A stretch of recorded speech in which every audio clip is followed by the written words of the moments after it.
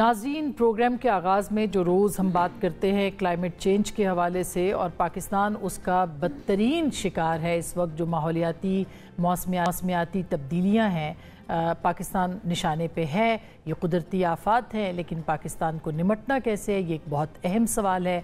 अब जो गिलगित बल्तिस्तान और खैबर पख्तूनख्वा से खबरें आ रही थी, अब उसका रुख जो है वो पंजाब की तरफ है। हिंदुस्तान ने पानी छोड़ा है और डिप्लोमेटिक जो उनके सोर्सेज हैं उनके ज़रिए से पाकिस्तान को ख़बरदार किया कि ये पानी जो है वो पाकिस्तान के इलाकों में दाखिल होने वाला है। इस वक्त सियालकोट के अंदर और कसूर, इसके साथ साथ चिन्योट, चनाब यानी कि रावी, चनाब और सतलुज, तीनों जो दरिया हैं वो अपनी जो उनकी इस्तात है उससे बढ़ के इस वक्त चल रहे हैं। और कहा जा रहा है कि बहुत जल्द ये जो सैलाब है इसका ख़दशा है कि ये सिंध के अंदर दाखिल होगा, और जाहिर है कि तमाम दरिया जो हैं वो सिंध में गिरते हैं। तो अलार्मिंग सूरत हाल है, ख़तरे की सूरत हाल है। आज इसके ऊपर चेयरमैन NDMA ने पब्लिक अकाउंट्स कमेटी में बहुत खौफनाक और अहम इंकशाफात किए हैं। उन्होंने क्या कहा है, वो ये फरमा रहे हैं कि इस वक्त जो है वो जो इस वक्त सूरत हाल है इससे ज़्यादा अगला साल जो है वो ख़तरनाक होगा।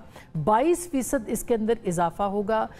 ये भी उन्होंने बताया कि 45% ग्लेशियर्स पाकिस्तान के अंदर जो हैं वो पिघल रहे हैं। ये याद रहे कि 13,000 ग्लेशियर्स पाकिस्तान के अंदर मौजूद हैं। मॉनसून का दबाव जो है ये 10 सितंबर तक रहेगा, और पाकिस्तान के जो पानी के ज़ख़ीरे उनकी निगरानी की जा रही है। उन्होंने जो नुकसानात गिनवाए हैं उसके अंदर उन्होंने कहा है कि तकरीबन सैलाब के बाद $16 अरब का पोर्टफोलियो बनता है, यानी जो नुकसानात है उसके बाद, और इसके अंदर $8 अरब जो हैं वो बाहर से आने हैं और $8 अरब जो है पाकिस्तान के अंदर से अरेंज करना है। ये भी उन्होंने कहा है कि दुनिया ने हमसे वादे किए हैं लेकिन हमें पैसे नहीं दिए। सवाल उसके बाद प्राइम मिनिस्टर ने भी एक मीटिंग चेयर की है, और मुसद्दिक मलिक साहब ने थोड़ी देर पहले ब्रीफिंग भी दी है। ख़तरनाक जो सूरत हाल है उसके बारे में भी आगाह किया है, और ये बताया गया है कि चीज़ें जो है वो और ख़राब हो सकती हैं। लिहाजा पाकिस्तान को वॉर फुटिंग्स के ऊपर, जंगी बुनियादों के ऊपर ये काम करना है,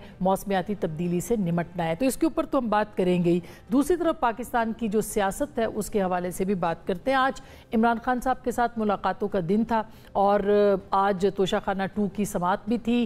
अचानक तमाम लोगों को इजाज़त हो गई कि वो मिले जाके उनसे, उनकी बहनें भी, उनके वकला, उनकी पार्टी के कुछ लोग भी उनसे मिले हैं। कुछ अहम फैसले जो हैं वो इमरान खान साहब ने बताए हैं। उनका ये कहना है कि जो पब्लिक जो अकाउंट्स कमेटीज़ हैं या जो कमेटियाँ हैं, कायमा कमेटियाँ हैं, स्टैंडिंग कमेटीज़, उनसे फौरी तौर पर तहरीक इंसाफ को मुस्ताफ़ी होना है। अब ये अहकामात उन्होंने जारी किए हैं। क्या इसका मतलब ये होगा कि पार्लिमानी जो सियासत है उसमें अपना असर और रसूख पाकिस्तान तहरीक इंसाफ कम करने जा रही है? ये बहुत अहम सवाल होगा, इसके ऊपर बात करेंगे। इसके साथ साथ कायदीन हिज़्ब इख्तिलाफ कौमी असम्बली के अंदर महमूद खान नचकज़ई साहब को और सेनेट के अंदर राजा नासिर अब्बास साहब को नॉमिनेट कर दिया है। जो पहले कुछ दिन पहले खबर आई थी उसको कन्फर्म किया है, लेकिन साथ में ये भी कहा है कि जब तक ये कायदीन अपनी जंग लड़ रहे हैं कानूनी, उस वक्त तक जो है ये वही रहेंगे, और उसके बाद जो है ये दोनों कायदीन हिज़्ब इख्तिलाफ होंगे।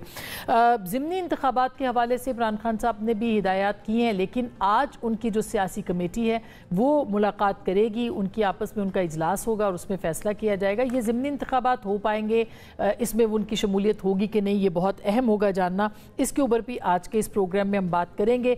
माफ़ी के 3 ऑप्शंस जो थे उसके ऊपर कल ख्वाजा आसिफ साहब ने हमारे प्रोग्राम में वो तीनों ऑप्शंस बताए थे, और ये कहा था कि अगर ये ऑप्शंस पाकिस्तान तहरीक इंसाफ करती है तो जाहिर है कि इसके ऊपर आगे बढ़ा जा सकता है। अदरवाइज़ हुकूमत और मुक़तदरा दोनों मुज़ाकरात करने में कतई कोई दिलचस्पी नहीं रखते। ख्वाजा साहब ने क्या कहा था वो आपको सुनवा और फिर गुफ्तगू करते हैं, ज़रा सुनिएगा।